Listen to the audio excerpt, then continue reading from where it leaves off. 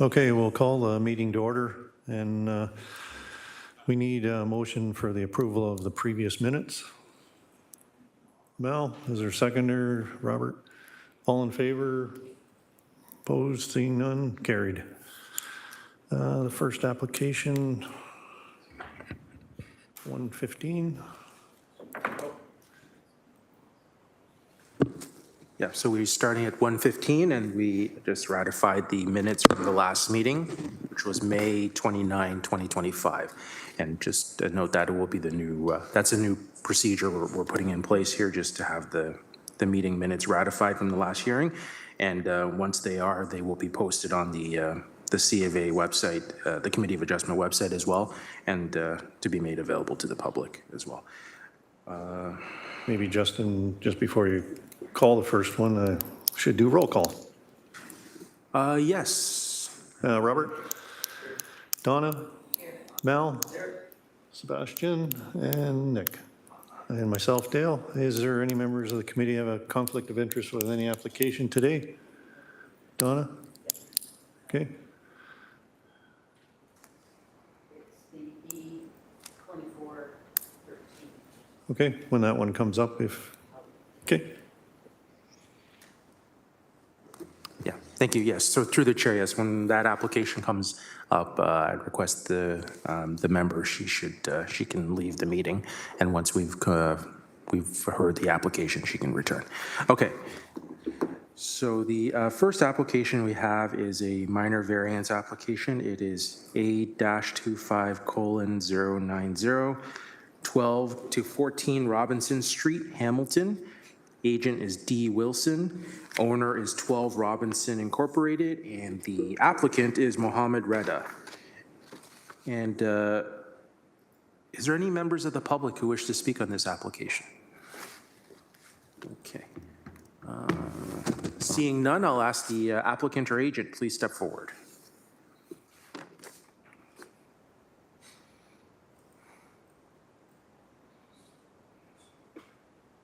You're muted, David. Hi, that would be me. There we go. Welcome to our meeting. Thank you. Did you have a chance to read the comments that were posted? Yes, I did. Okay. Did you have any questions? Any concerns? No, it's all clear. Okay. And sorry, that was David Wilson, I believe, the agent. Is that correct? Yes, speaking. Yes. And then also through the chair, just, and I believe the committee may be aware, just to let you know, there was 5 variance requests, but upon subsequent review, staff have determined that variance number 5 is no longer required. You're okay with that, obviously?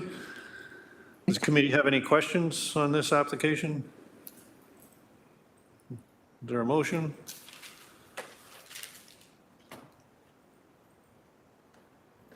I'll make a motion to approve variances 1 through 4. Oh, sorry. Yes. Did you have a comment about the application? Okay, do you want to come up?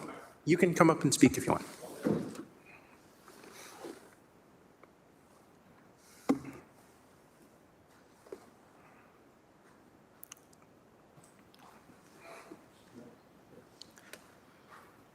Yes. Please state your name and your address, please. Okay, my name is Jixing Zhao, Jixingzhao. Okay. And your address? Address is just, let me see. 75 Regent Avenue. Okay. Go ahead. Okay, because my English is not good, I don't know how to say it.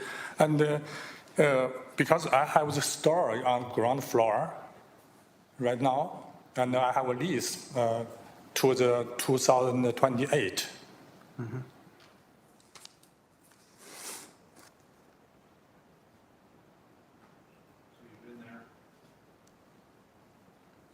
Did you have any specific comments on this application? 1214 Robinson Street? Yeah, 12 Robinson. Yeah. Yes. Was there any other comments you wanted to provide to the committee? No, I just want you guys know I have the business there. If you change it and I need to close the business or not, I don't know. Oh, okay, yes, through the chair, yes. Yeah, that's just to notify the public that there's an application to be heard today. So if you had any comments to provide on the application, you can come, right? Yeah, yeah. but always do contact us prior to the hearing, the staff, and we can always explain this to you. Yeah, okay. Yeah, if you want, you can fill out an interested party form as well. Oh, okay. Yeah. Yeah. And I don't know if the committee has any questions for this person, for this member of the public.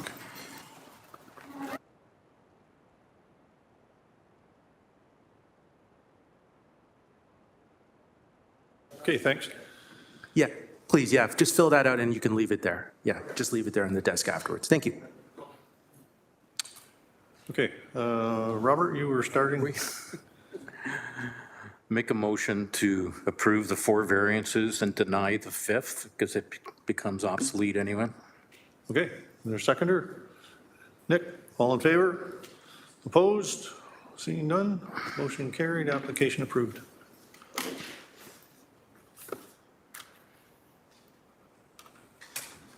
Okay, sorry. Moving on, we have a minor variance application, A-25:086, 91 Kennedy Avenue, Hamilton. Applicant is M. Sibeli and the owner is M. Fratera. Are there any members of the public who wish to speak on this application? Okay. Seeing none, I'll ask the applicant or agent, please step forward and please identify yourself. Yes, I'm the agent, Michael Sibeli. Yes, welcome to our meeting. Thank Did you. have a chance to read the comments that were posted? Yes, sir. And do you have any questions? No, I do not. Okay, does the committee have any questions? If not, is there a motion? I'll put a motion forward to approve the application with the proposed conditions Okay, thank you. Is there a and second? notes. Okay, Nick, all in favor? Opposed? Seeing none, motion carried, application approved. Thank you very much.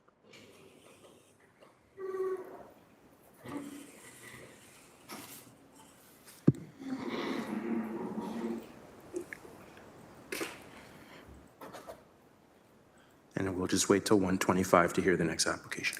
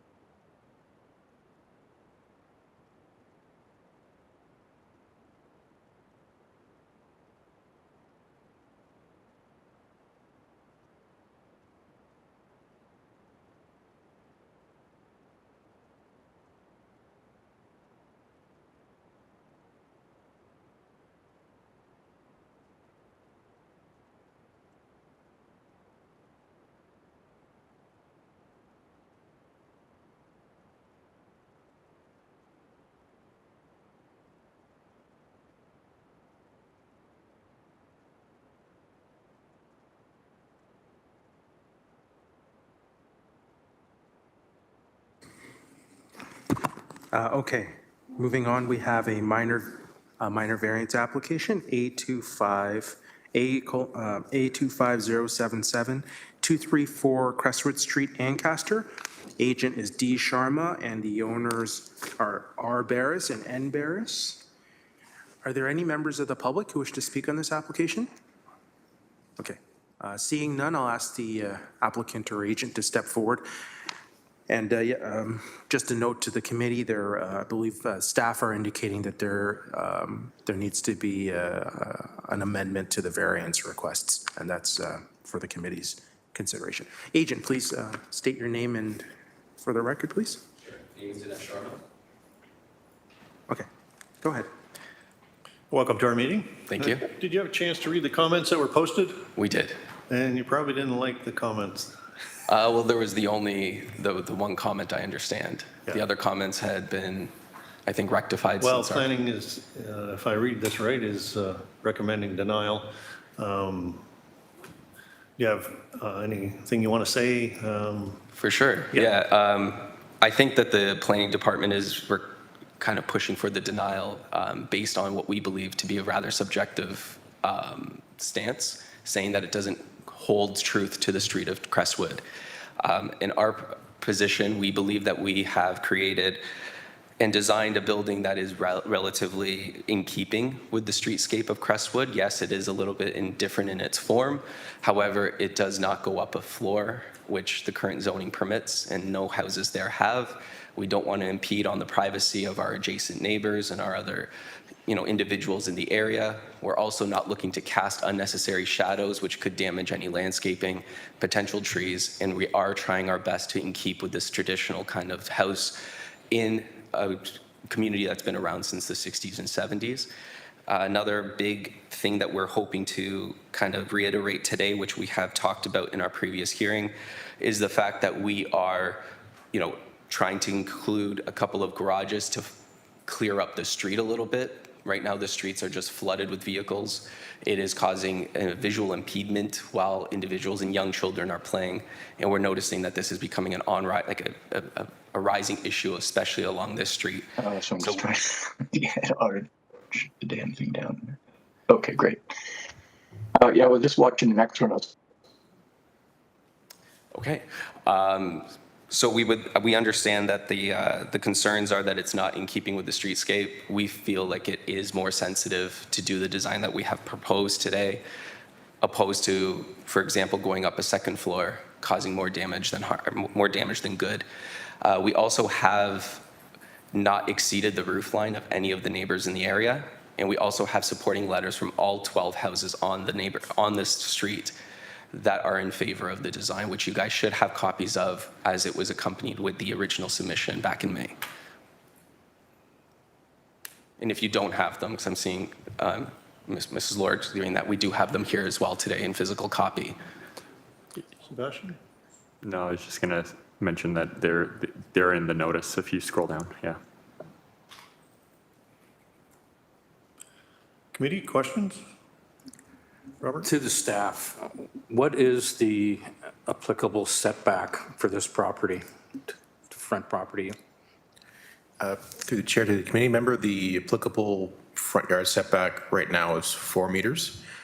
That was reduced somewhat from the original 6 meters of the R2 zone. Okay. Sorry, through the chair, staff, when you do speak, if you could provide your name and your position as well. Thank you. Another thing I wouldn't mind mentioning is that since our original hearing, we have made efforts to meet with the zoning, planning, and even Mr. Long over here from the COA to try to address most of these comments and concerns. And we feel like we've done our due diligence in trying to ensure that everybody's concerns could be at least mitigated to, of course, there was 4 variance requests in the original submission, and now there is only 1. And the one that we are suggesting is, we still feel very reasonable. Are there any other houses on your street that are closer than 4 meters to? Currently, there are not. However, in some of the adjacent neighborhoods, there are a lot closer than 4 meters. And we do have the addresses we could provide as well. To the staff, other than it being a lot closer than other houses on the property, is there any other issue that Like, is there a visibility issue for cars driving, not seeing people coming out from the other houses or things like that?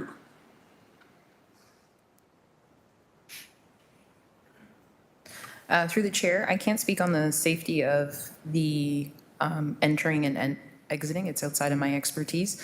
I can comment on that this will change. I can appreciate that there may be other addresses that have some setbacks that are closer, but in my professional opinion, the addition of this garage impacts the front yard landscaping space, and it does change the character of this portion of the street. Staff do recognize that the applicant has made amendments to the plan. They have reduced the setback to, I believe it's a meter, 1.1 meters from the property line, where they were originally requesting a 0 lot line variance. It's just when you look at the context of this site and what they're proposing, again, can appreciate the fact that they don't want to impact trees on the property, but this particular lot is large enough to accommodate another addition. It can accommodate a garage that is set back further and in a different configuration. This takes away all the landscaping that will also be along the front of the property. So it isn't just necessarily that the garage will project further into the front yard. There are other implications to this. So the landscaping along the front, that will start impacting the character of this neighborhood further and further, and it will just contribute to that. To Mr. Bonaventura's comments earlier, the setback has just been reduced through the work of the zoning reform team to try to encourage, at least it's in my opinion, redevelopment of these larger lots in these types of neighborhoods to accommodate for, let's say, additional dwelling units or other types of forms of development. So we have already reduced the setback to 4 meters to try to accommodate for additional development. So now to go from 4 meters to the 1 meter, in my opinion, doesn't seem minor and seems inappropriate, given the context of the area. And sorry, Secretary Treasurer, my name is Jennifer Caterino, Area Planning Manager from Development Planning.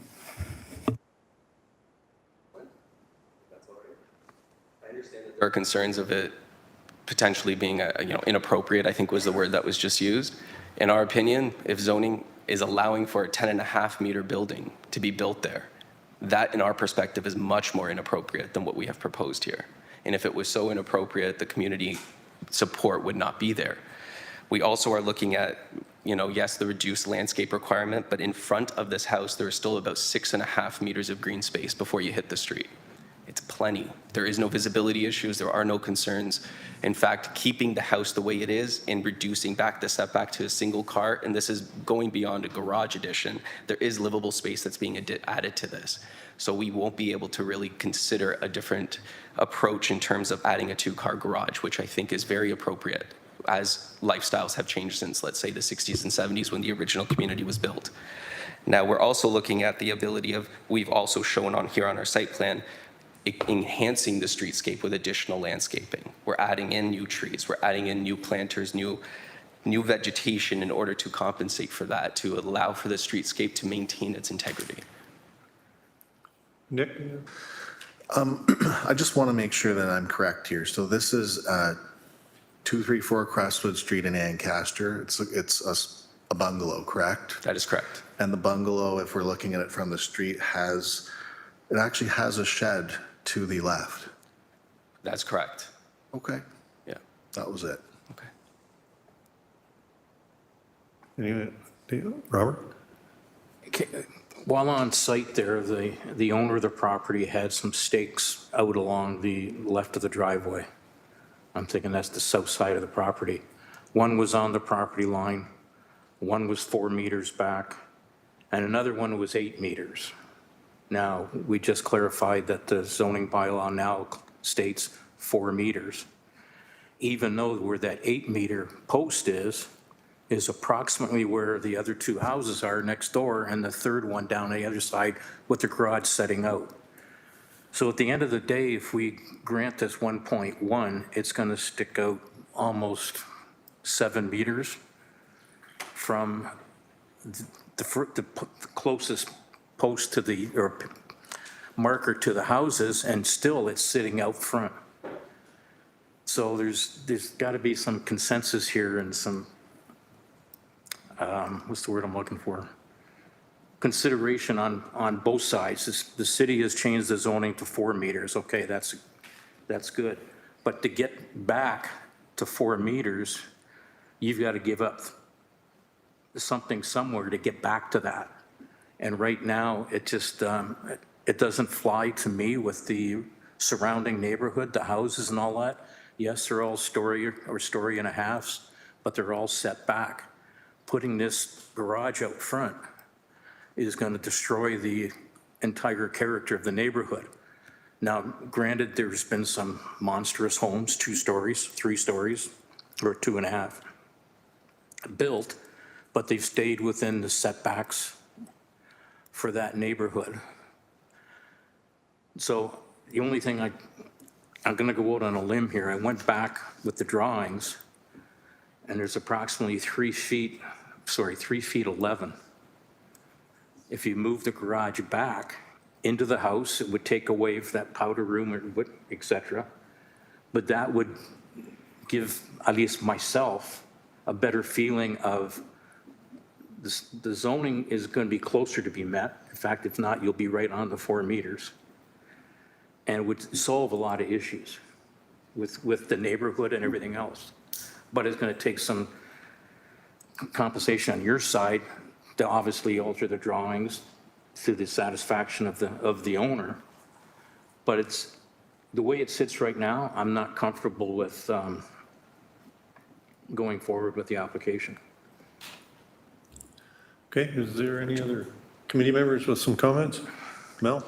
Yeah, I'd like to say to staff, what would you consider to make this so we could go ahead and move with this? What would you consider a happy medium?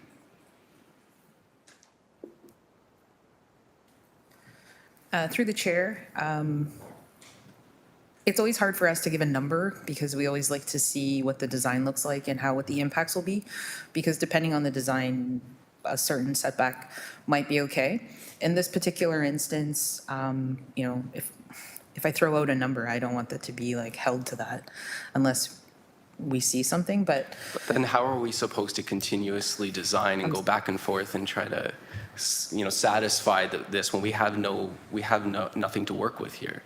We understand what Mr. Reed has mentioned here and through that, but I mean, at the same time, if we're not given any guidelines on, and this was the whole purpose of the original meeting, to try to meet with planning, zoning, and COA together. Zoning decided not to show up. Planning was there. We met with Mr. Bonaventura over here. And when we discussed that, that was our exact question. What can we do to help? Yeah, Agent, just let the planning staff answer, and if there's any questions, the committee will direct it to you. Thank you. thank you. So as I was saying, if the design changed, there's a few things that could happen here and we could assess additional variances. I don't think I was at the meeting discussing things, so I can't speak to what happened at the meeting. I'm not going to speak to what staff were there and what staff weren't there. In my opinion, the way that the design of this project is, you have a curved garage coming from one side, driveway coming from one side of the property into a garage. Maybe the garage has to be repositioned so that the existing asphalt driveway is utilized. And maybe the garage can be pushed back a little bit further. So I think that sure, there has been some advancement here. I'm not sure what the willingness is to make other modifications, but if there is additional conversations with staff and there are other things that are considered with this minor variance, then sure, we can have those conversations. But I don't think staff is in a position to say that 1 meter is okay, 2 meters is okay, without understanding what other amendments to the plan will happen. So if there is no curved driveway as proposed currently, maybe there's a little bit of leeway because it will just function like a regular garage and driveway. And we won't have to worry about the landscaping, and maybe there will be less of an impact on the neighborhood. Maybe if the garage goes back and you use that existing driveway, maybe, yeah, I don't know what it is, like maybe 1.5 meters. But again, it all depends on other things that happen with the design that impact the property and how it fits into the character of the neighborhood. So I can appreciate that the applicant's probably frustrated with that answer, but at the same time, I'm not just looking at one thing in isolation. It's how does this addition impact the character of the neighborhood? So all of these things are connected. Donna? I'm just wondering if the applicant is okay with tabling this rather than having the committee make a motion, which may not be in your favor.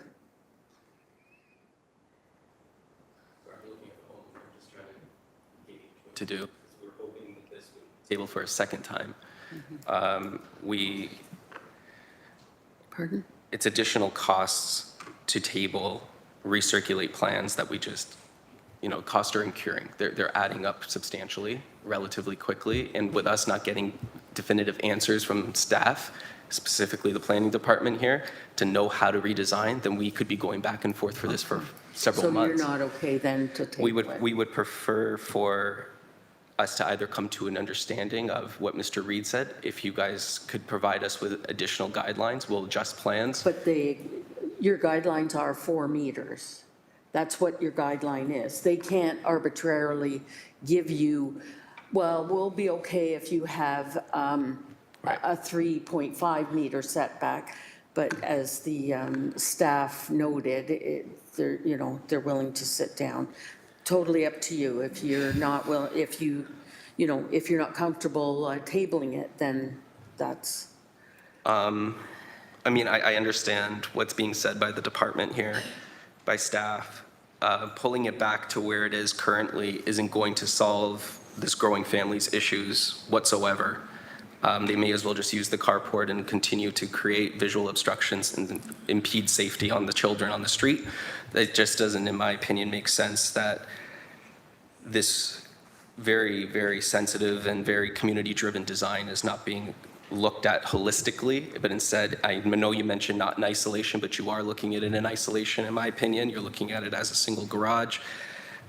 Sticking out a little too far. I think it's a subjective term to say that it's destroying the streetscape. I don't know why that would be used. I'm looking at homeowner to table it. And if this is, I don't know what more we can do, but we'll table it. Well, the one thing, if we go ahead and table it, at least gives you a chance to work with the planning department and see if there's a chance of moving it. I mean, you realize that the policy in place is 4 meters, but that's why the committee's here. If it's not 4 meters, then, we can make a decision if it's a little bit less than the 4 meters. But I think you can get the feeling of some of the comments that at present, it's a little too close. So by tabling it, it allows you to come back again, if you can move it a little bit. Let's see. Well, through the chair, I'm just saying if the agent wants, we could hold down the matter and you can speak with your client, and then we could bring the matter back at the end of the meeting if you wanted to. That's up to you. I appreciate that. I think we're gonna, what would you like? I think we should table it. I think that I'm getting a sense here that I'm not liking what I hear. So we'll table it and we'll have to try our best efforts again, and hopefully we can have the people who say they will be in the meeting next time. Okay. And we'll make it work. Nick has a question. For sure. Actually, this is just a quick comment. So this application's already been tabled once, and without significant changes, because I agree with the comments by staff and on the other side of the room, I just don't think it's actually supportable the way it is. Okay. I don't think a third tabling is going to make it supportable unless there's significant changes. Just a comment. I think Right. it'll be denied. I agree. So that's why we are suggesting we will table it. We'll do our best efforts, or make our best efforts to meet with the individuals, and hopefully, like I mentioned, they will attend, and we'll do our best for the next time. Okay. Robert? I think right now is, you don't want to come back to planning because it's kind of a. We just seem like we're not getting What's anywhere. the line? Right. At the end of the day. But you do have a line, it's 4 meters. The closer you get to that with discussing with the planning department, it may proceed on, but there's got to be some alternatives here to meet that requirement. the thing is, the character of the street, like that 8 meters was probably before some of us were born, and it's been changed to 4. But those all other houses are still back at 8. So I get it, the 4 meters, if you came in at 4 meters, we wouldn't be having this meeting. Of course. But it makes some challenges for you as an architect to blend in the 2-car garage the way it is to get the proper depth. And even if you turned it, the garage is 23 feet long, which is the same as the width. You're gonna, it's really turning the garage is not gonna satisfy everything. It's gotta be set back. And like I said earlier, the only way you can do that is encroach into the existing drawings you have now. Like if you take the footings of the new garage, put it back in line with the footings of the existing ranch, that might work. But that, on the other side though, that shows your interest in trying to solve the problem. It may not come to the 4 meters, but you'd make those changes. Yeah. It might be close enough to get support from the staff. Okay. Okay? Yeah. Sorry. Okay. So we will take Justin's suggestion, and we'll just come back to at the end to make our decision of whether we want to table or not. Okay, at the end? Yes, please.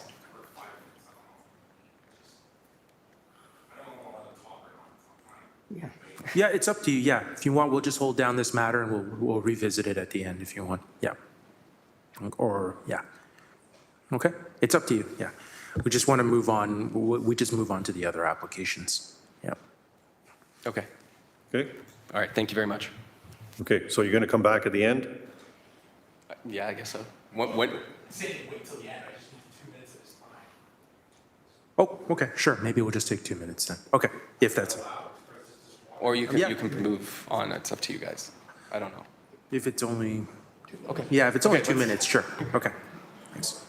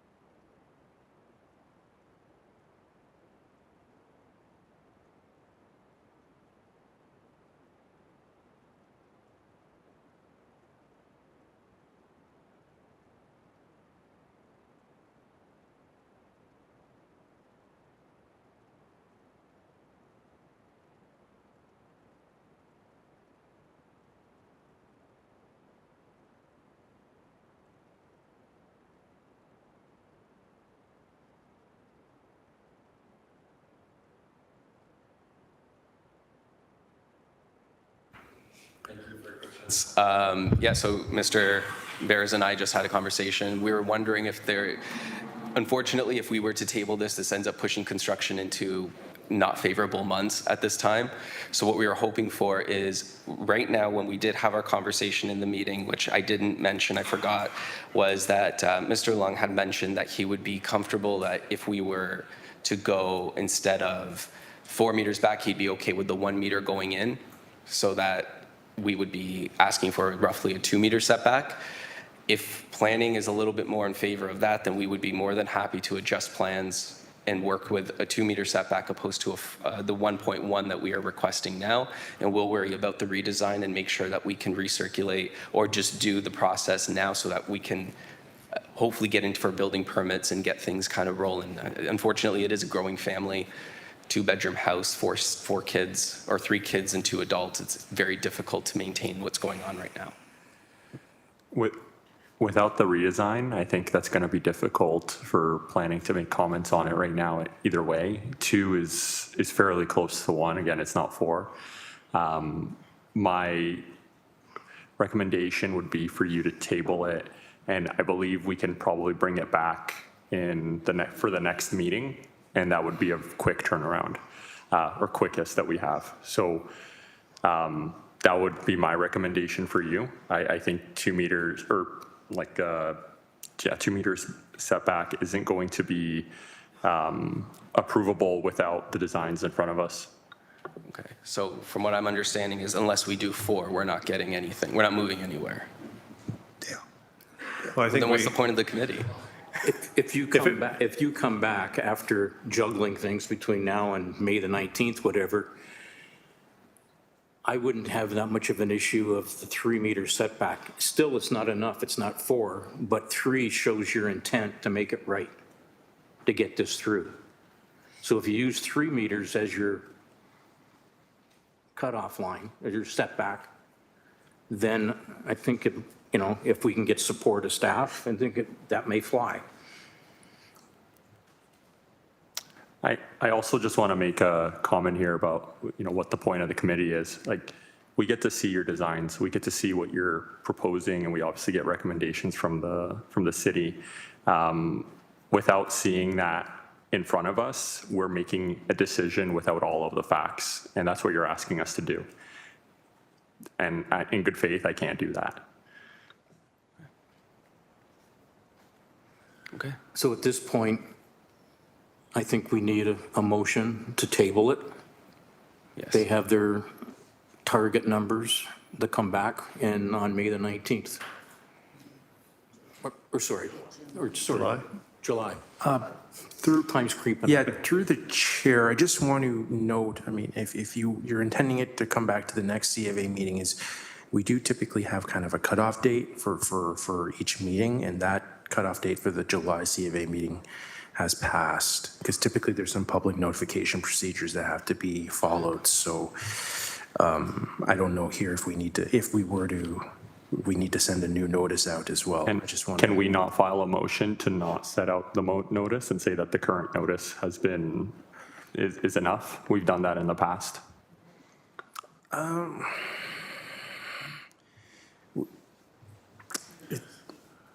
Yeah, I think if it is, typically if there's any additional variances, we have to send out a new notice. If there isn't, then we wouldn't. But I'm just noting that, of course, there needs to be, staff needs time for all tabled applications, we now recirculate them to all departments and agency, all city departments. So I'm just making the comment that the staff needs sufficient time to review it prior to the next meeting. But I'll leave it to the committee. Yeah, I think that the actual function of the committee is to make a decision. The recommendation is denial. That might be the job of the committee, but I think they're trying to work with you. I can't really support this application. I think that it still fails test 3. It is not consistent with that neighborhood. It won't be consistent without extraordinary changes. And we're not here to negotiate. Donna?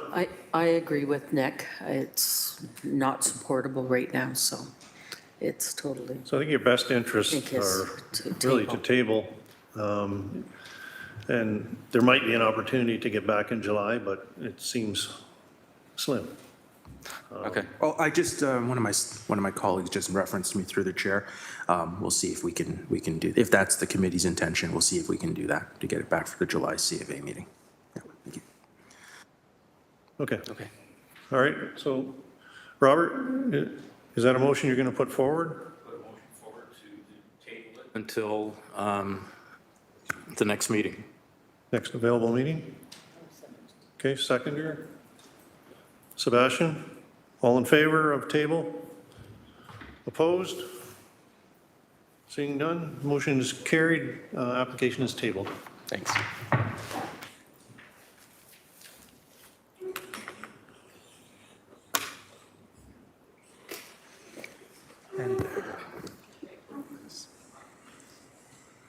And yes, and we're moving on to our next item, which is a consent application, B2413 50 East Street North, Dundas. And the owner is there's three owners, S. Du, Z. Zhao, and G. Du, and the applicant is S. Du. And I am going to just note for the record that the one of our members, Donna Lord, has left the hearing. She has previously declared a conflict of interest on this matter. Is there any members of the public who wish to speak on this application? Okay. Seeing none, I'll ask the applicant or agent, please step forward. Welcome to our meeting. Did you have a chance to read all the comments that were posted? Yes, I did. Okay, and do you have any questions or concerns? I agree with everything put over there on the staff comments. Only one little concern is about the condition of demolition and the addition of the old house. So I needed to live there before when I build in the house. Just if necessary, if really like the bylaw or building code requires, I can demolish that. If not really so necessary, I prefer I can stay there when I build in the new house. That's the only thing I ask your favor to consider. And sorry, through the chair, could you just state your name for the record, please? Sorry. My name is Shujin Du, the owner of 50 East Street North in Dundas. Thank you.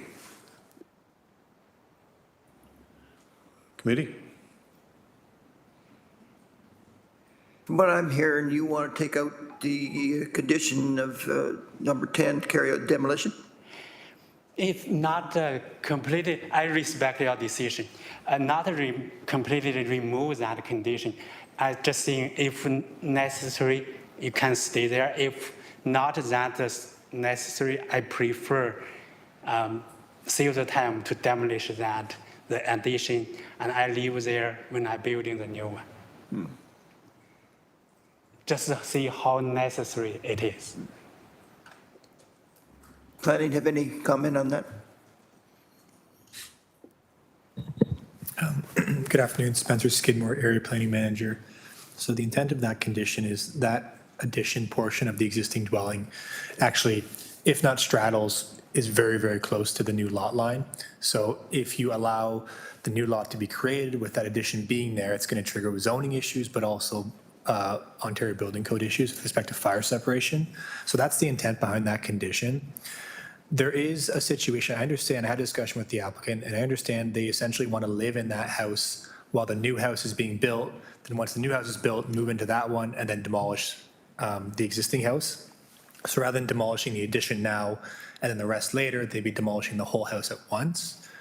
So there may be a mechanism whereby he could live in the existing house while the new house is under construction. Sometimes there are agreements that are entered into with our building department to permit that. So what I would recommend is maybe we put if required, that would just allow some flexibility on the clearance of that condition. The demolition will ultimately be required prior to lot creation. That's hard and fast, but there might be some flexibility in terms of phasing on when he clears the conditions versus when he can start construction and if he can get a building permit issued. So that would be my recommendation, is adding if required at the end of like comma, if required at the end of condition 10. And that might give some flexibility for clearance. Thank you. Do you have any problem with that? No, I don't have a problem with this. I want to cooperate with the city bylaw building code. I want to follow these things. Yeah, just if required, I can do, but I prefer not. With that, I'll make a motion to approve it with the addition of the number 10 being worded the way the planner just said there. Okay, is there a seconder? Robert, all in favor? Opposed? Seeing none, motion carried, application approved. Thank you so much. And through the chair, I'm going to go find Member Lord and ask her to come back. Just give me a moment, please.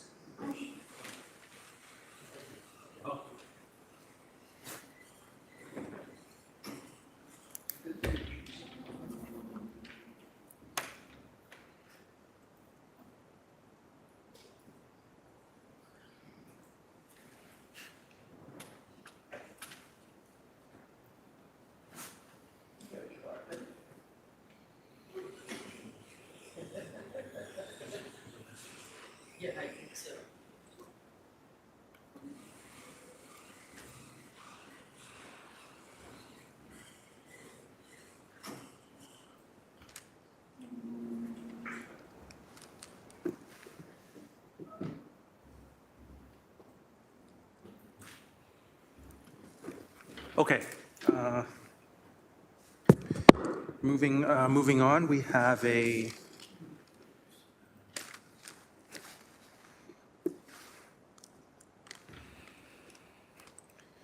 minor variance application, A25087, 110 Tolton Avenue, Hamilton. Owner is there's three owners, B. Schroeder, S. Schroeder, and G. Schroeder, and the applicant is B. Schroeder. Is there any members of the public who wish to speak on this application? Okay, seeing none, I'll ask the applicant or agent to please step forward.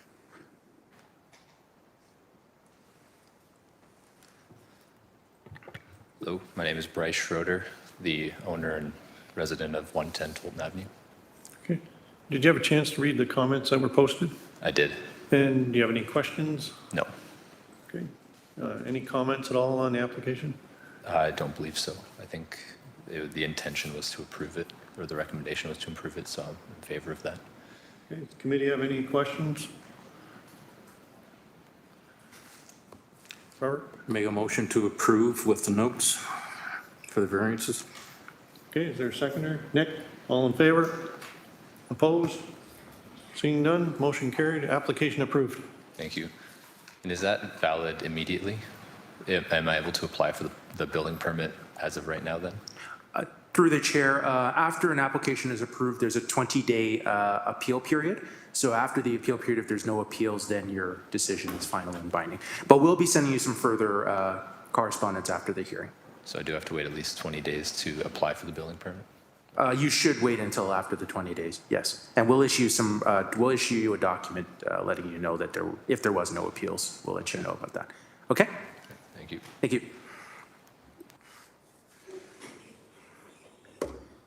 Okay, moving on. We have a minor variance application, A25091, 1218 Leaside Road, Hamilton. Agent is R&R Designs Incorporated, Arcana. Applicant is R&R Designs Incorporated, Arcana, and the owner is C. Wright. Is there any members of the public who wish to speak on this application? Okay, seeing none, I'll ask the applicant or agent, please step forward. Good afternoon, committee members. It's Richie Kana from R&R Designs. Yes, welcome to our meeting. Did you have a chance to read the comments that were posted? I did, yes. I did, yes. I seen there was 3 proposed conditions on these comments, and just have a couple of things to discuss here regarding point number 3, which is the city is requiring 0.9 meters from the rear yard setback.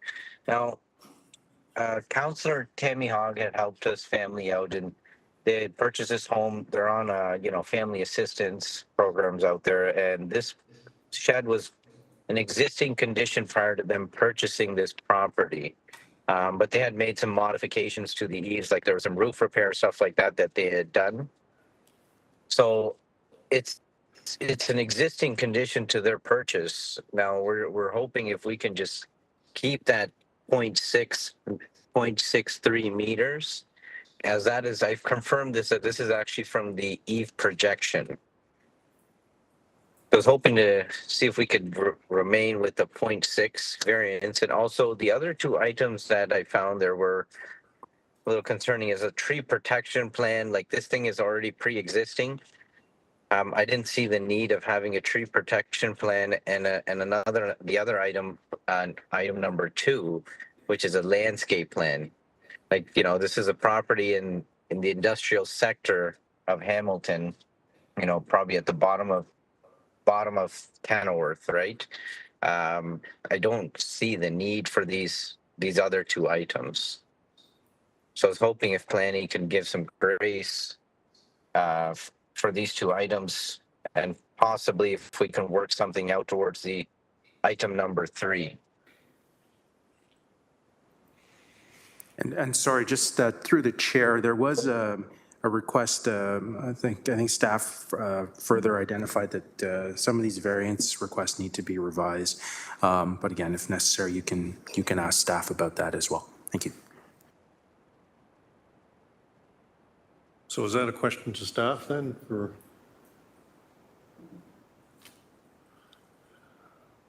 From the agent?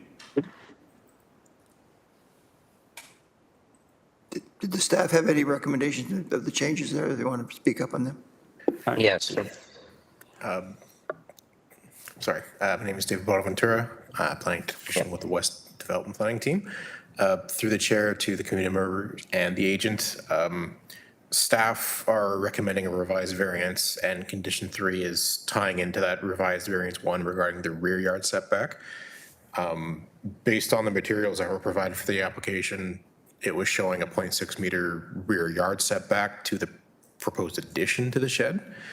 It was not clear that that's an existing condition, but correct. Regardless, staff are maintaining a position that we would recommend approval for a revised rear yard setback to 0.9 meters, as that's considered the minimum for access maintenance and typically by engineering staff for drainage concerns as well.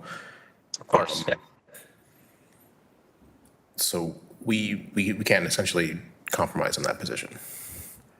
The existing 0.6 for the side yard was clear as an existing condition, which we were recognizing. Thank you.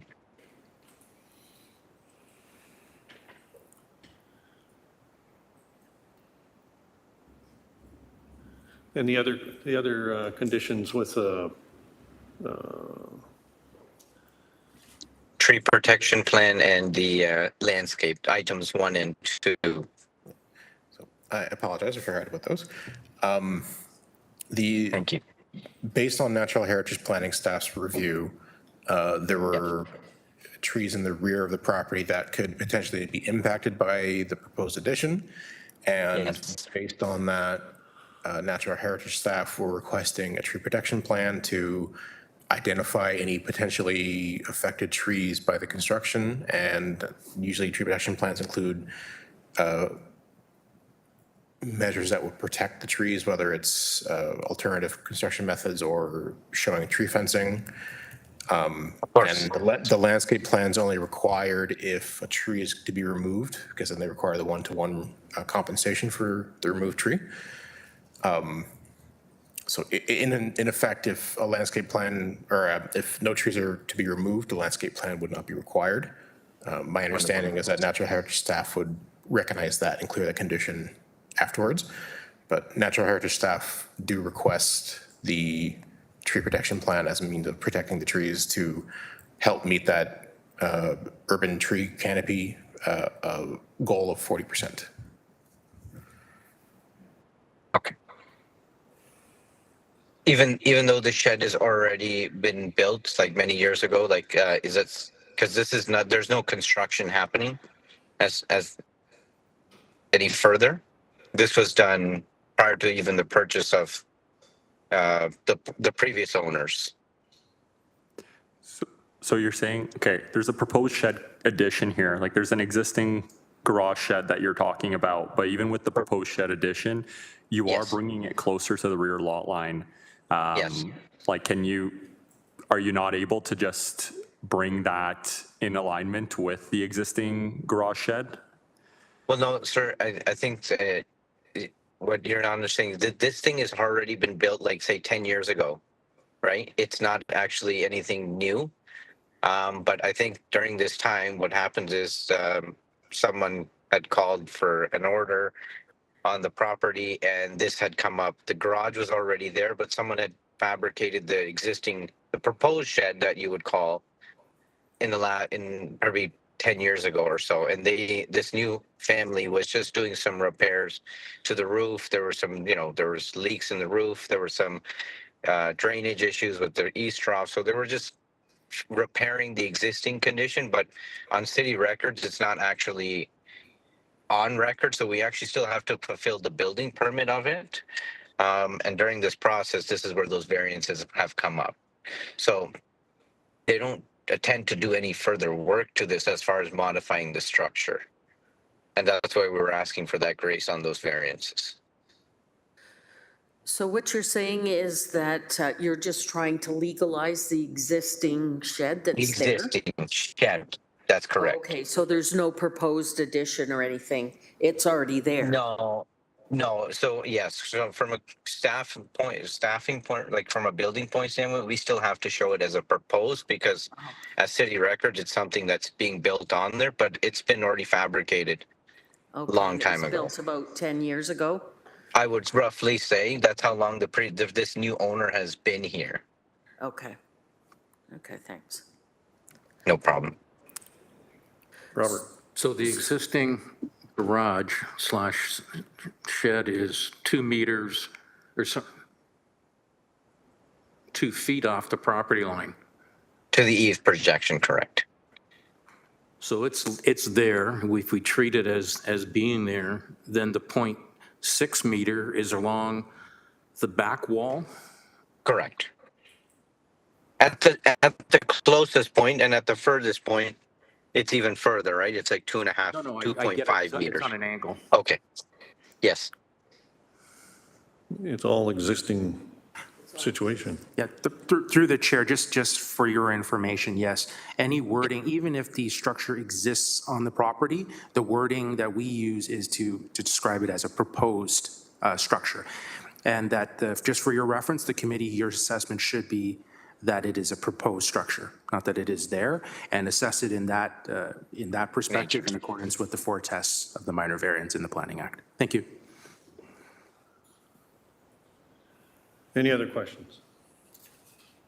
In regards to the landscaping, if I'm looking at this properly, the proposed shed addition, as it's labeled on your drawing, is going to impact some of the trees that are shown on Google Earth, and if you can depend on that. So I think that landscaping component of the conditions has to stay. Okay. Sure. Staff comment? Through the chair, based on all the information that we have in the aerial photography that we have as recent as 2023, that proposed shed addition as described and illustrated on the plans is not there. So it would be my recommendation at this point in time for potentially a table of this application so that staff can actually go conduct physical site inspection so we can see what's actually on the site. So in this particular instance, we didn't feel the need to do it ahead of time because we checked the aerial photography, we looked at the drawings, seemed to match.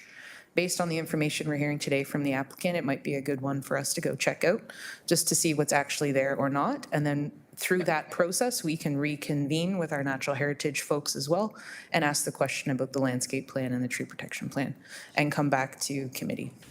That would be the recommendation at this point from staff.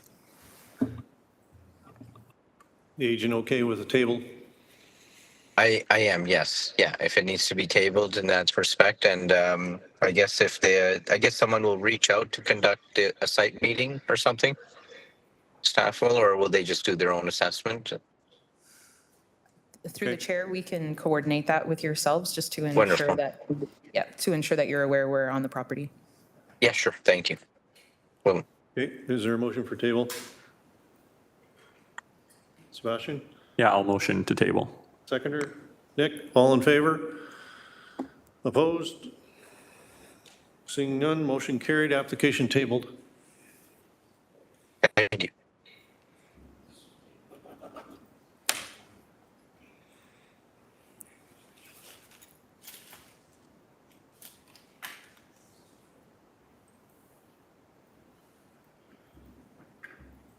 Okay, moving on, we have a minor variance application, A25092, 139 Park Row South, 139 Park Row South, Hamilton.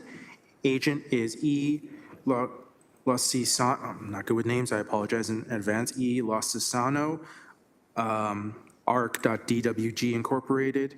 The applicant is the same, and the owner is B&B Evering.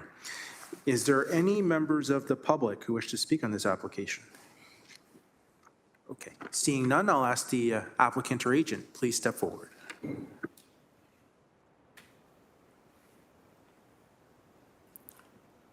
You're muted.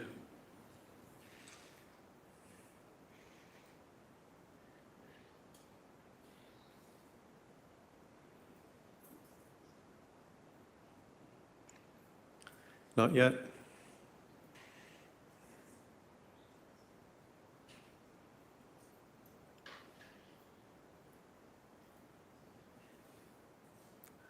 Nope.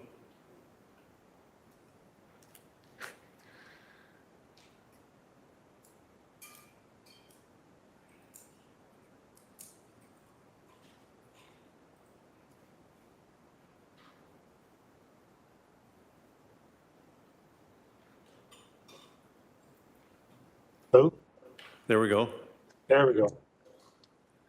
Good afternoon, Mr. Chair, committee members. My name is Enzo Lacasano from Arch CWG in Toronto. Yes, did you have a chance to read the comments that were posted?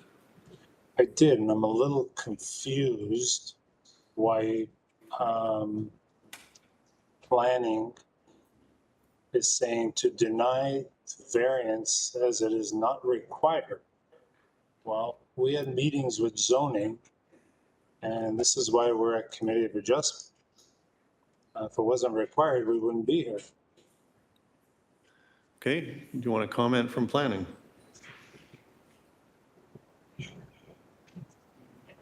Through the chair to the committee, Anthony Mancini, Planning Technician 1.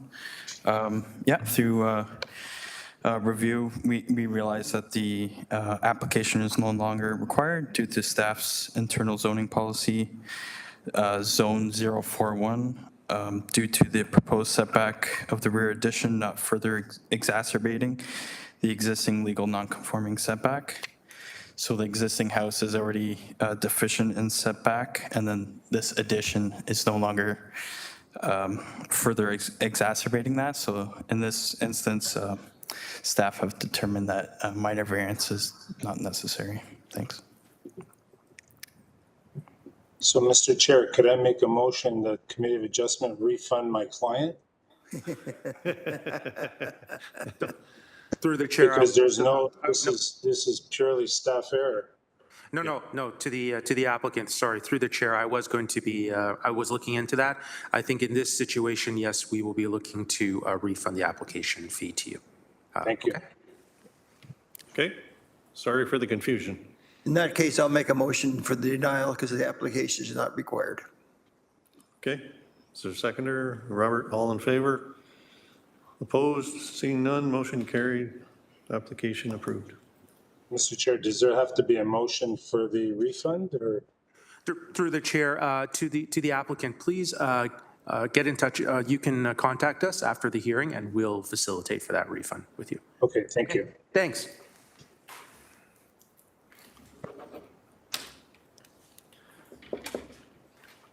Okay.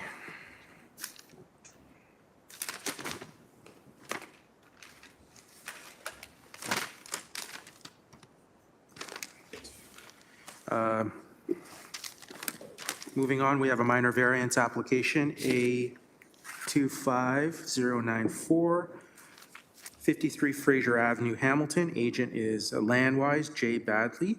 Owner is Hamilton East Kiwanis Nonprofit Homes Incorporated, B. Sibley. And then applicant is Hamilton East Kiwanis Nonprofit Homes Incorporated, B. Sibley. And I believe the applicant is going to be requesting to table this application. That's correct. I'm going to ask the applicant or agent to step forward, please. Landwise, and yes, we will be requesting that this application be tabled. Okay, is there a motion? Mel, seconder. Nick, all in favor? Opposed? Seeing none, motion carried. Application tabled. Thank you.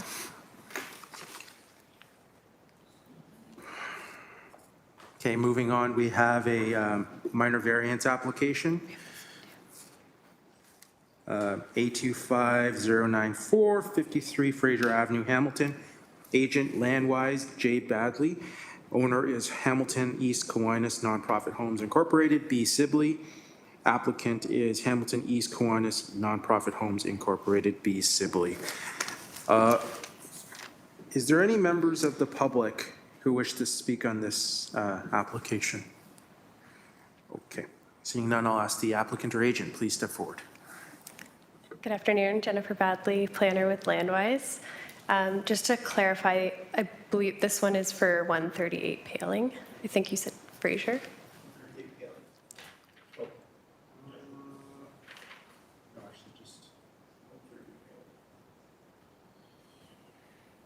Oh, apologies.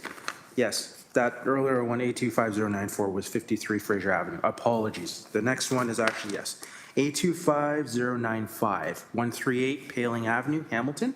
And again, agent Landwise, J. Badley, owner Hamilton East Kiwanis Nonprofit Homes Incorporated, B. Sibley.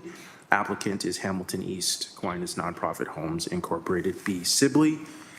And I don't believe we had any, was there any members of the public who wish to speak on this? For 138 Paling Avenue. Yeah, please step forward. Please step up to the podium. Thank you.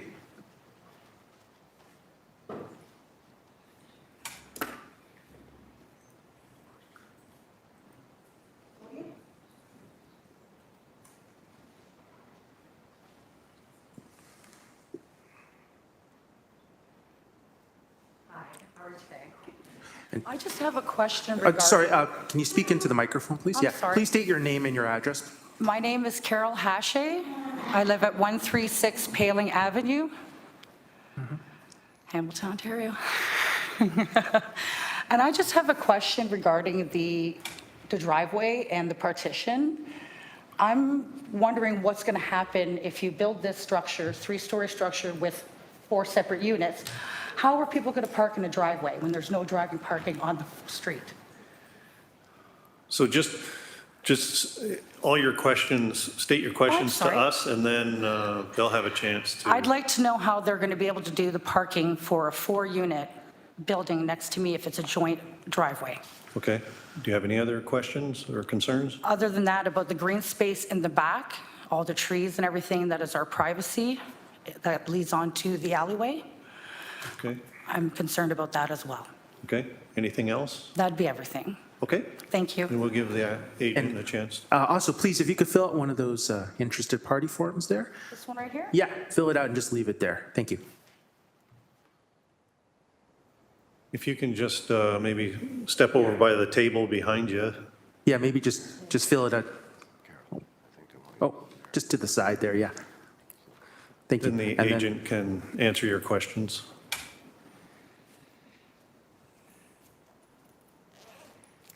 Good afternoon. Yeah, Jennifer Badley, planner with Landwise. I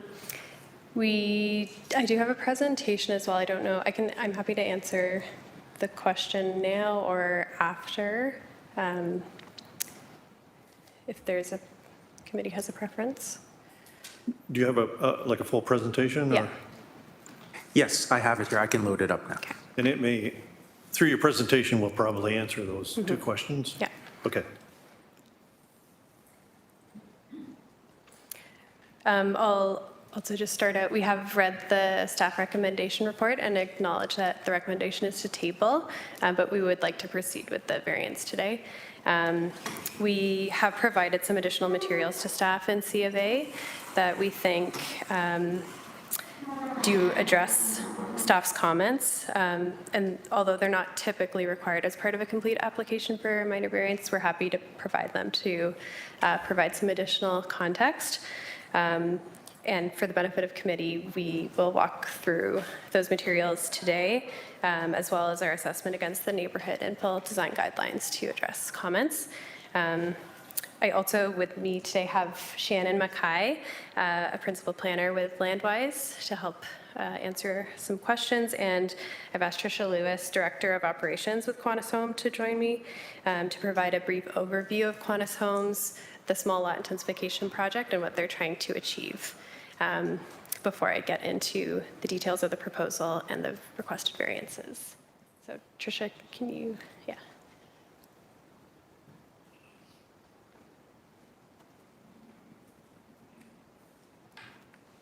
Good afternoon, through you, Mr. Chair. My name is Tricia Lewis. I'm Director of Operations with Hamilton East Kiwanis Homes. It's my pleasure to be here today just to give you a quick overview of one of our initiatives. Kiwanis Homes is a nonprofit housing provider in Hamilton. We have currently over 1,000 units in our portfolio and a goal to reach 1,500 by 2028. Kiwanis Homes is committed to delivering safe, sustainable, and affordable housing. This lot in particular is a part of our small lot intensification project, a pilot project to redevelop underutilized single-family lots into fourplex affordable housing units. This fourplex self-contained unit is level 4 units across 3 levels. So the four units, the first unit would be fully accessible and on the ground floor, and 3 additional units would have 2 bedroom suites. The unit features our open concept with a living kitchen area, and all have in-suite laundry. And they're certainly designed to meet today's energy efficiency standards. I also want to note of the scattered homes that we have across Hamilton, majority are primarily located in the East End, and they are primarily located about 1 to 1.5 kilometers from the LRT B line. So this is a fantastic opportunity to repurpose these single-family homes as they are close to new transit options that are coming in, and may certainly address some of the parking challenges that are needed for this. We've been working with the City of Hamilton and the Housing Secretariat. Funding sources have been committed through the City of Hamilton for our initial pilot project. We have a $666,000 committed. We have a $5 million working capital loan from Hamilton Community Foundation, as well as we'll be seeking commercial mortgage financing. So we are in a ready position to be able to start to proceed with tendering and construction early this fall. And then we would have occupancy probably in the first quarter of 2026. For us, the fourplex model, we're pleased to be a part of this as a new initiative with the City of Hamilton. It introduces gentle density and enables faster development, and certainly is scalable and replicable and supports Hamilton's affordable housing goals. So certainly everything that we're designing in terms of our plans through this project pilot, we're certainly willing to share this with other agencies and developers. So we hope that we can see some efficiencies come out of this pilot. And I'll turn it back to Jennifer. Thanks, Tricia. So if you can go to the next slide.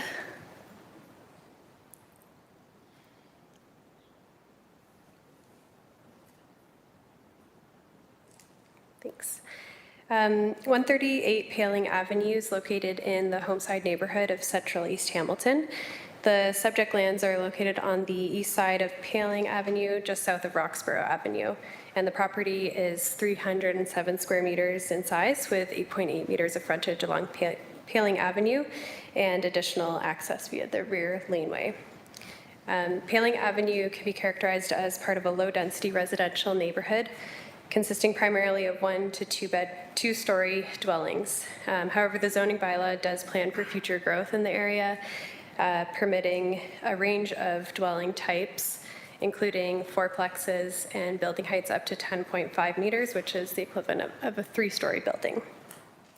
The subject lands, as Tricia mentioned, are serviced by public transportation, being within 400 meters of 2 HSR routes, the 3 Cannon and 1 King Street.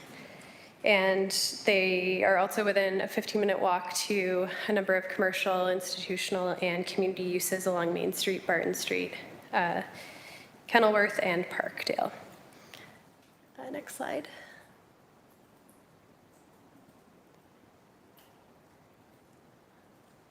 So just quickly to review the planning status, the Urban Hamilton official plan designates the subject lands as neighborhoods, which permits a range of residential dwellings, including fourplexes.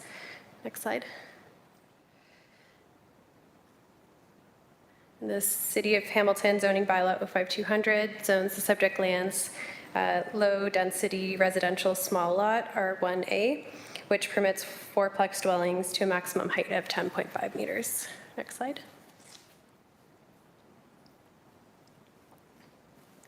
So as Tricia noted, the proposed development at 138 Paling is part of Kiwanis's small lot intensification project, which aims to redevelop small lots containing single-family dwellings to provide additional affordable rental units in the City of Hamilton, including family-friendly sized units.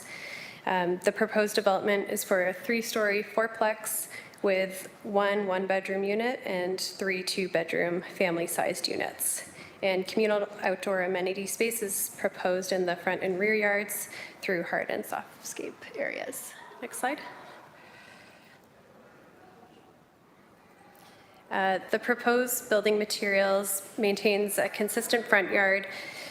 The proposed building maintains a consistent front yard and has been designed with a 2.8 meter setback above the first floor facade. This building setback is reflective of the existing streetscape and provides a transition in height, contributing to a compatible built form and an articulated facade. Although these are preliminary renderings, the materials selected also provide an additional articulation along the facade. And the proposed development meets all of the zoning requirements for a fourplex, including lot area, building height, yard setbacks, and landscape area, save and except the lot width. Next slide.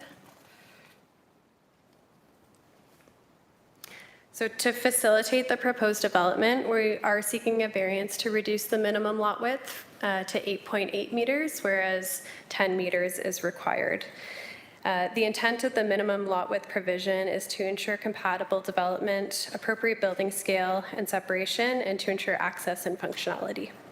The requested variance is required to recognize an existing lot width on an existing lot of record on which the zoning bylaw permits the proposed fourplex use. Next slide. In accordance with the city's neighborhood infill design guidelines, the proposed building has been designed to be sympathetic to the existing streetscape. The building step back above the first story facade and the building material selection create an articulated facade, an appropriate transition in height, and a built form that's compatible with the surrounding neighborhood. The proposed building height is permitted as of right, and the proposal meets, and in some cases exceeds, all of the required yard setbacks. To reduce any privacy overlook concerns, you'll see on the side elevations, a single window is proposed above the first story on both the north and south side elevations, and a rear yard setback of 13.4 meters is proposed, which far exceeds the minimum 7.5 meters, and will mitigate any privacy or overlook concerns from the rear lot line. This increased rear yard setback also keeps the proposed 10.5 meter building within a 45-degree angular plane from the rear yard, the rear lot line. An additional screening is provided in the rear yard through the designated tree planting area and visual barriers along the rear and side lot lines. Next slide, please.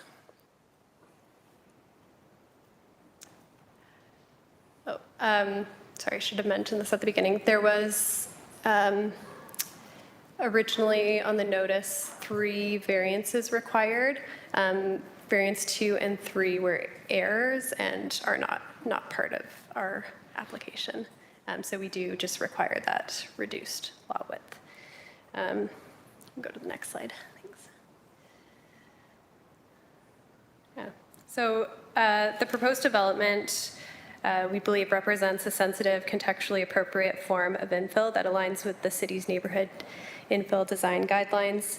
And the design prioritizes compatibility with surrounding built form through generous landscaping, reduced massing at the street, and thoughtful placement of windows to mitigate privacy and overlook concerns. The proposal exceeds the minimum landscape requirements, provides functional amenity areas, and incorporates clear transition and height through setbacks and articulation. And overall, the application supports the city's broader intensification and affordable housing goals while maintaining neighborhood character. Landwise is of the opinion that the requested variance meets the 4 tests under the Planning Act, being its minor in nature, desirable for the appropriate use of the lands, maintains the intent of the official plan and the zoning bylaw, and represents good land use planning.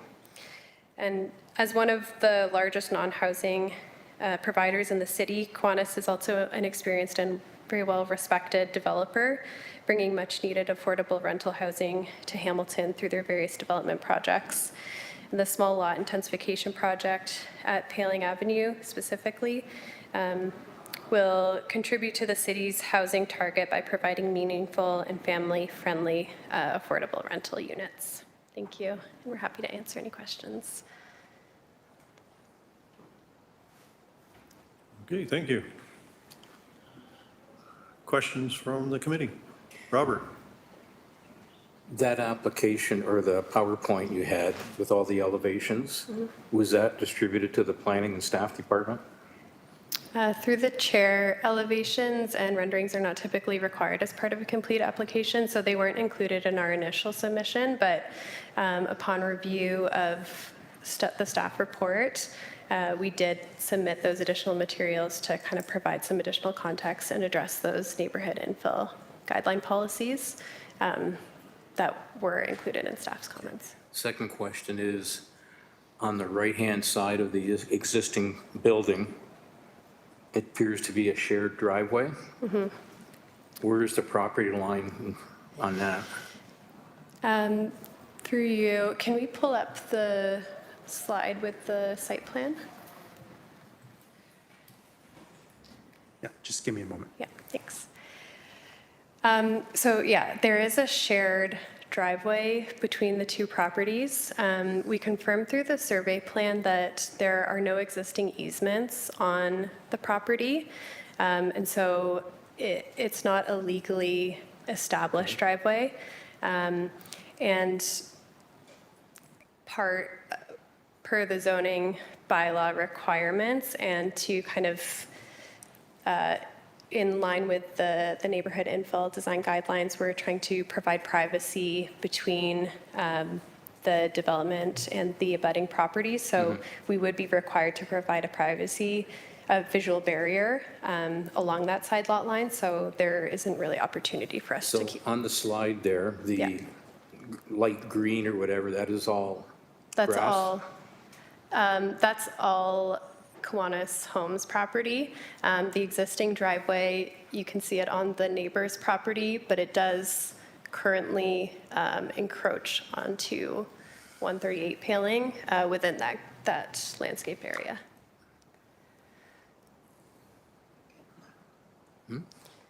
But it's not a legally established driveway. Technically, then, they're going to lose access to the back. There is an existing rear laneway, which does provide opportunity for them to access the parking, but without an existing easement on the property, we're not sure how it was originally established. And although Kiwanis is committed to being a good neighbor, it's not a recognized Okay, well, legal that's driveway. fine. Yeah. It's not recognized, Yeah. but it's been recognized in reality type of thing. They've been using it, right?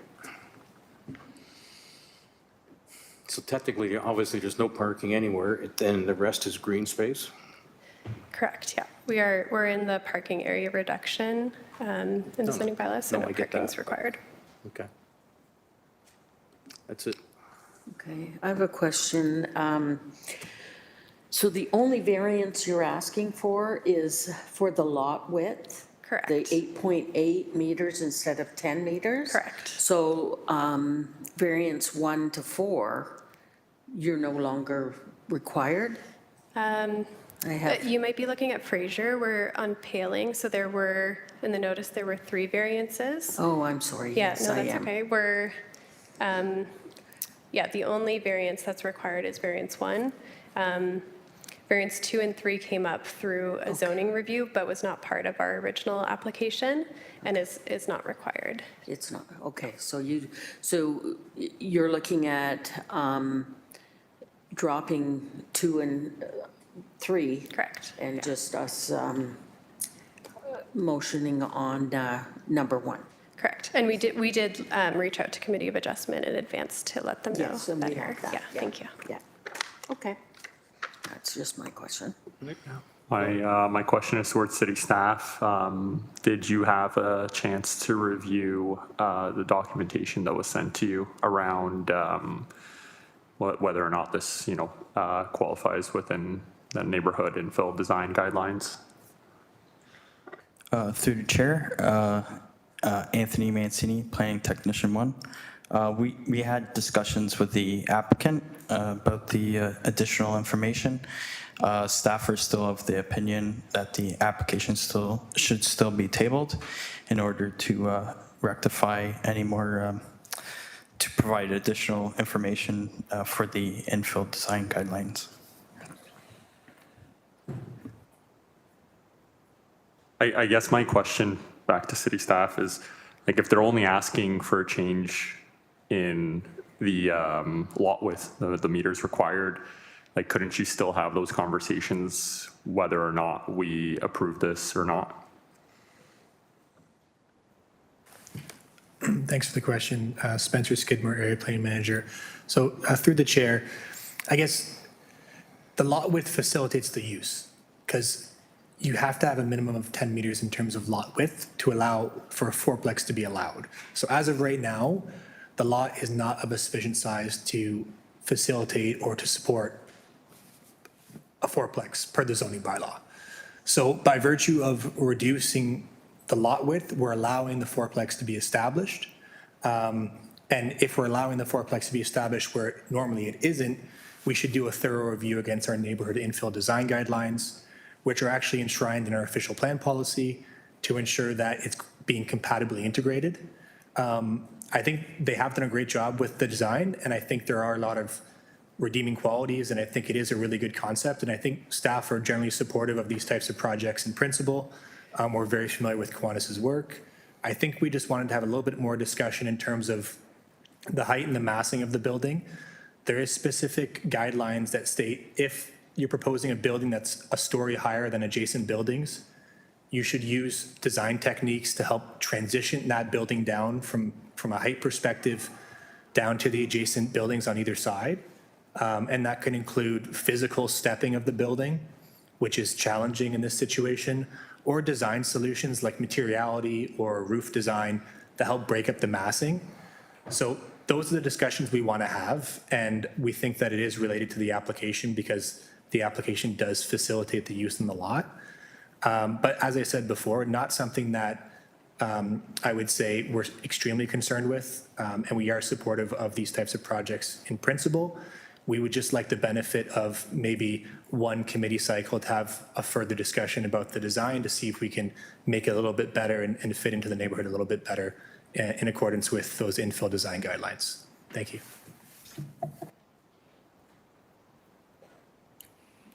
Answer your question, Sebastian? Robert? I think at this point, we'll have to take the staff's approach to tabling it until they have more information. Given the reduced size, like the 8.8 is, I don't see an issue with that, but it's what's going on, that 8.8. So like I said, I'll make a motion to table it. Okay, is there a seconder for that, Sebastian? All in favor of table? Opposed? One opposed? Motion's carried, application is tabled. Could we request to be rescheduled for the July 17th meeting? We do have all the materials prepared, so we're ready to have those meetings with staff, and in the interest of time and getting these units constructed and occupied, we'd like to meet as soon as possible. Through the chair, as previously noted, yeah, we'll see. I think we'll see if we can do that. We'll see if we can put it back onto the next available CFA hearing. Yeah, we can speak afterwards as well. Okay. Thank you. Okay, thanks.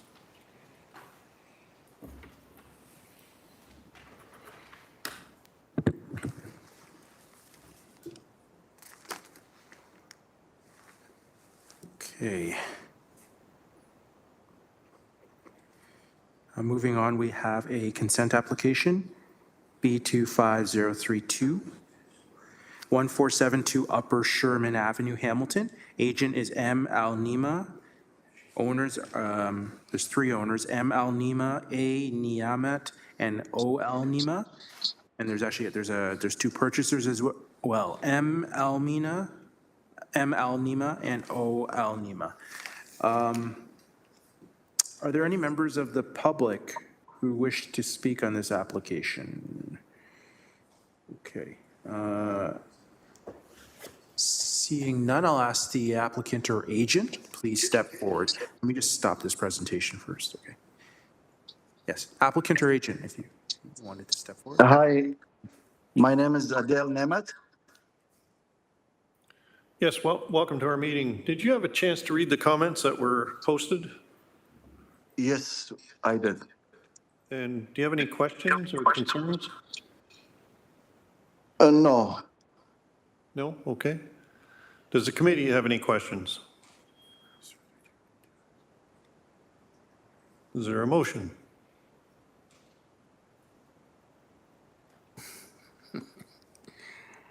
I'd like to make a motion to approve with the conditions excluding number 8 and also including the notes. Okay, is there a seconder for that? Sebastian? All in favor? Opposed? Seeing none?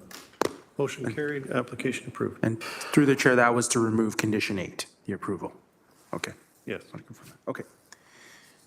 All right. Moving on.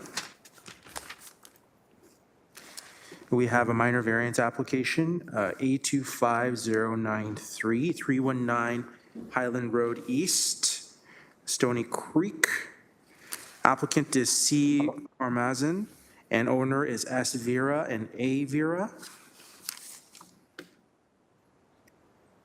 Are there any members of the public who wish to speak on this application? Okay. Seeing none, I'll ask the applicant or agent, please step forward. Hello, I'm Callan Karmazan. I'm the applicant on this file. Okay. Did you have a chance to read the comments that were posted? Yes. Okay. Do you have questions? No question, Concerns? just, no, it's pretty clear.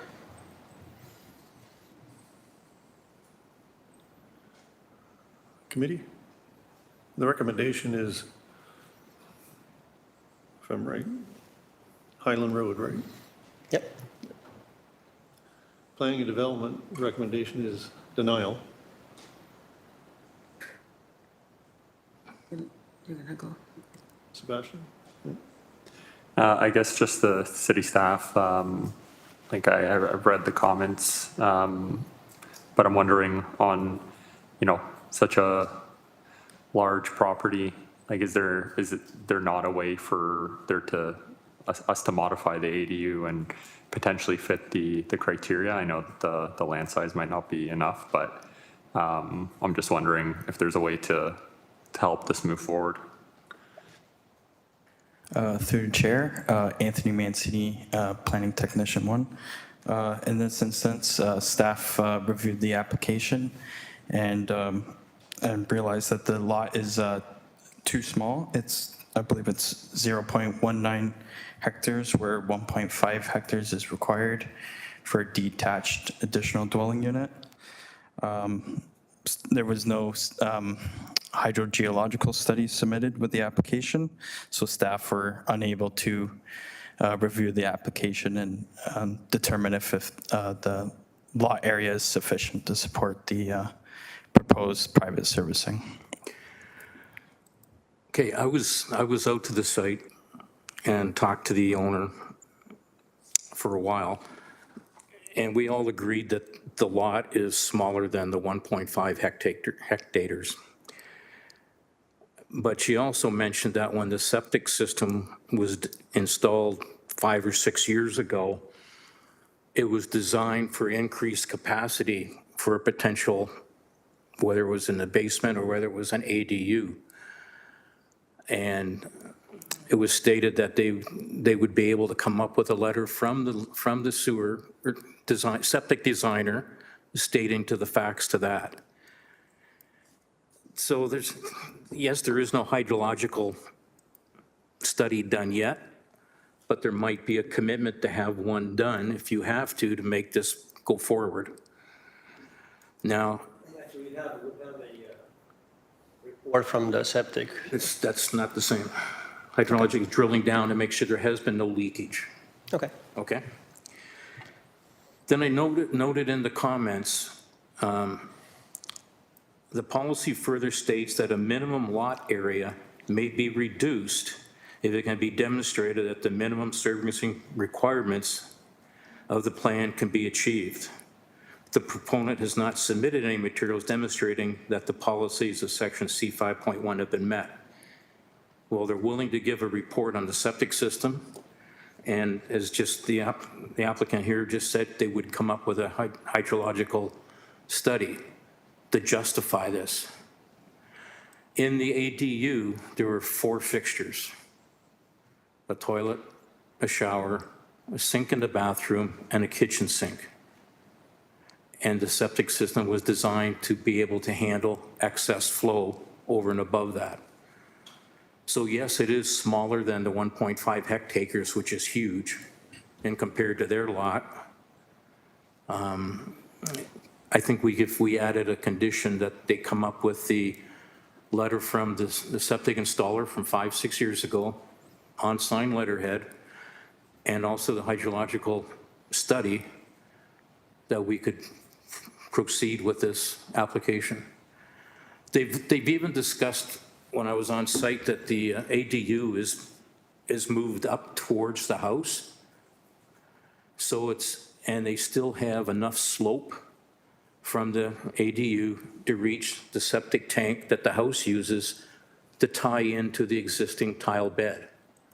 So it's pretty straightforward. It's just getting around the 1.5. And given that statement that came from staff that was in the comments, they come up with A and B as a condition. I think we could possibly go ahead. I would agree with you, Robert. You know, if a hydrogeological was done, then that proves that the water is attainable and safe to drink. And if they do get the letter from the septic system that it's large enough to handle the supply from the ADU, the size of the lot, I think that's what planning is hanging their hat on, is those two situations because of the size. Yeah. The other thing too is the well is, for that they use at that house, is out front. Now, we all know water uses the easiest path, but still it's a long ways to go from the back to the front to contaminate the well. Now, going the other direction to the east, I'm going to say east. Is it east? Okay. There's 2 big sheds there already. So from a visibility point of view, it doesn't affect the neighbors. And to the west, it's the same thing. It's way west. So there's no other issues, I think, with the ADU going in. It's other than we've mentioned, come back with A and B, I think we'd be all right. Okay, anyone else? Questions, concerns? Mel? Yeah, I visited the site too and talked, and I understand you do have a letter from the septic system. Yes. Did you bring it with you or anything? I just have it on the email, so I didn't have a chance to all right, print no. it, but.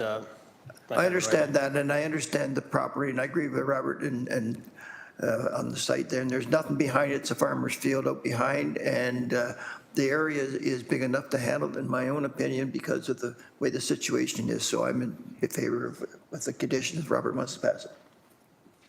Make it official, make a motion to approve. Sorry, through the chair, actually, planning staff would like to comment on the application. No, actually, we have a staff here that's joining virtually with us, yes. Thank you. Through the chair, Tim Roman here, acting manager with development planning on the East team. I understand with this discussion. I just wanted to highlight that the policies of the Rural Hamilton official plan do require that no conditional approvals be granted for this type of development for consents regarding private services. In such a case, I recognize that their hydrogeological assessment has been done and that hasn't been submitted to the city for review. Staff had reached out to our source water protection planning staff as well, and they weren't in support of the proposal as presented without that information. So our position would be if we want to explore this further, that the application be tabled so we have an opportunity to review this in more detail. Thank you.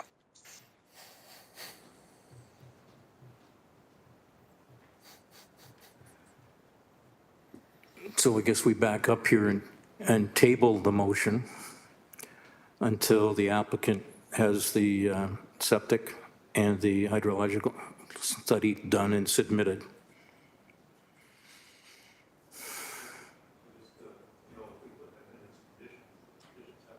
Or, Oh, I know. That's what I don't understand. I know. Okay. Anyone else comment on that?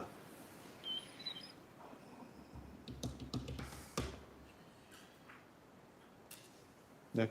I tend to think if things come before us, we can make decisions on them because otherwise, why are they here? So I think we could make an approval with conditions. I think that option would work. I think also tabling would work too. Yeah. Okay, somebody make a motion. Donna? Well, I have I'm- Oh. one out there too. I would just make a motion to table. Well, based on what Nick commented on, but he said we can't add those two conditions, Okay, so we don't have any choice but to table Okay. it. all right. Motion made by Donna to table, seconded by Robert. All in favor? Opposed? Seeing none, motion carried, application tabled.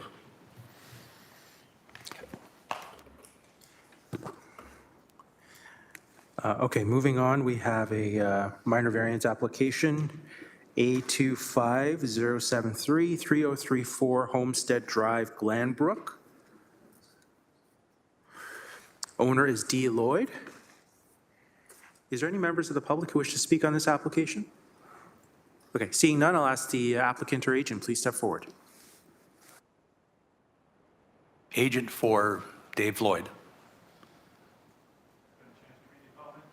We've read the comments. We agree.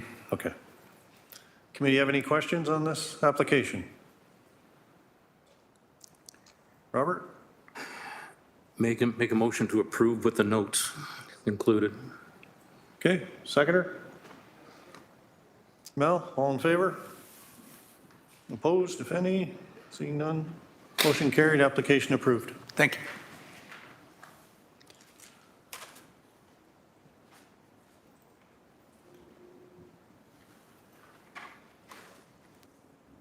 Okay, moving on, we have a minor variance application, A25096-2271 Kirk Road, Glanbrook. Agent is J. Vander, apologize if I mispronounced the name, J. Vander Herberg. Yeah, applicant is S. Vincent, and owners, there's two owners, M. Bakai and I. Bakai. Are there any members of the public who wish to speak on this application? Okay, seeing none, I'll ask the applicant or agent, please step forward.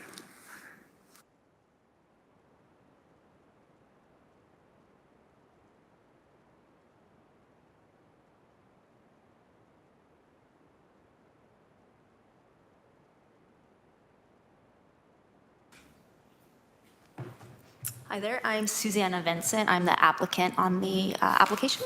Okay, did you have a chance to read the comments that were posted? Yes, we did. Okay, and do you have any questions? Or? After speaking with my agent, we had reached out to the City of Hamilton, reading the notes and realizing that our application for the sizing most likely would get denied. We've just asked for a revision on our variance application to only include the request for height adjustment. And we did reach out to Anthony Mancini, and he said he would be here to answer any questions regarding that. Okay. Is there Staff got any comments on that? Yeah, through the chair to the committee, Anthony Mancini, Planning Technician 1. Yeah, we spoke with the applicant. We're supportive of supporting the variance just for the height, and the applicant would have to meet the zoning bylaw for the gross floor area.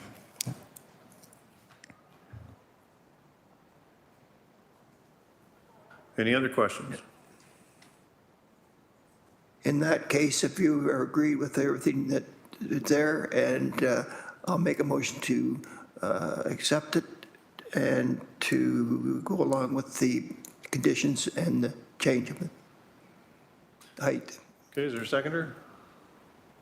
Robert, all in favor? Opposed? Seeing none, motion carried, application approved. Thank you. And just through the chair to confirm, that was the, to approve it just for the variance number 1, but with the conditions and the notes. Okay. All right, and that concludes the applications to be heard today. We're now moving on to chair and staff updates. And I did let the committee know prior to the hearing that in June of last year, in 2024, a chair and a vice chair was elected, but that was for a term of 1 year. So I believe now the terms have now expired. So I believe at this time, the committee would have to elect a chair and a vice chair again. I do note that all the committee members, your terms expire October 2026. So just as a general comment, I don't know if maybe you wanted to appoint a chair and vice chair just to the end of the term, till October 2026. But I'll leave it now to the committee to appoint a chair and a vice chair. Thank you. I'll make a motion to appoint Dale as chair.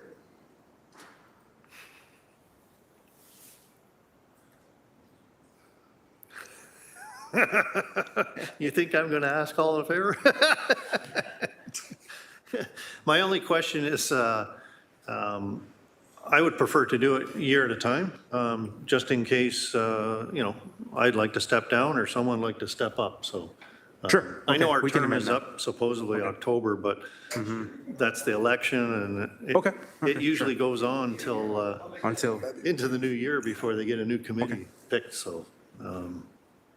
so I think Member Switzer, you made the motion to appoint Dale Smith as the chair, and I believe. Is there a seconder? Is there a seconder? Yes. Member Lowers was the seconder. Everyone seconded, I think, but yeah, I'll take the And official. what was the vote? Was it All in favor, all in favor? right. Okay. So, Unanimous, we can yeah, destroy the so balance. Chair Dale Smith will be reappointed again for a 1-year term ending in June of 2026. And we will also need to appoint a vice chair as well. Is there a motion for that?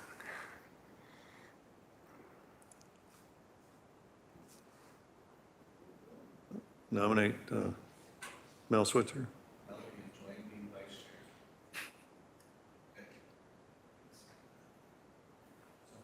Is there a seconder? Nick? All in favor? Carried. And sorry, who brought forward that motion? for vice I did. chair? Oh, you did, okay. Okay, so then that's unanimous, and that Melvin Switzer will be reappointed as vice chair for a 1-year term ending in June 2026. Okay, thank you. And through the chair, also, I did let the committee know prior to the hearing as well, to be consistent with the planning committee as well, we're looking to implement a 5-minute speaking limit for any members of the public.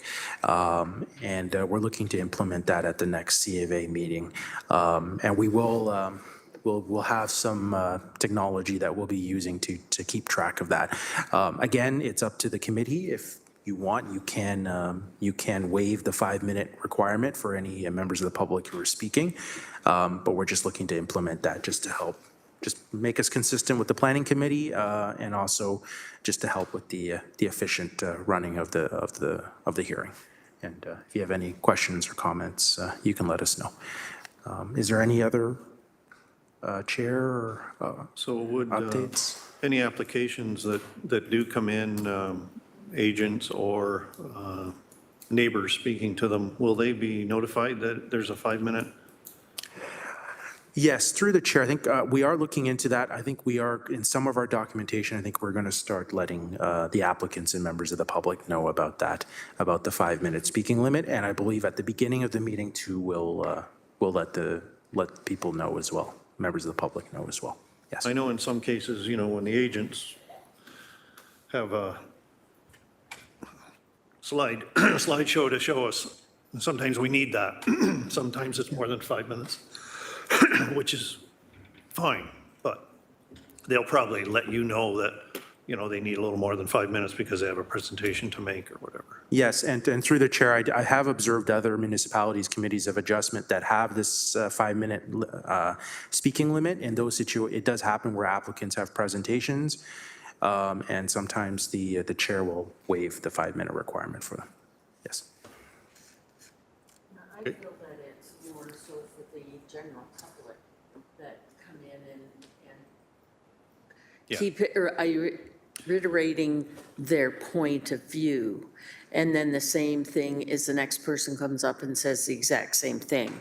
That's where I can see that 5-minute comes in really well, but whereas the agent, like you said, we do need that presentation and things like that, so. Yeah, we've seen it happen. professional- There are times when So neighbors. the professional planner has a lot of information in his presentation, whether it's a PowerPoint or not, that wouldn't necessarily apply to the actual applicant or the owner. Just reference a gentleman trying to build that house or semi on next to the railroad tracks there. So I think we have to help the chairman control that, 5 minutes. But if it's a planner, then we'll give him a lot more latitude. Yeah. Okay, any other discussions on that? Okay, motion for adjournment.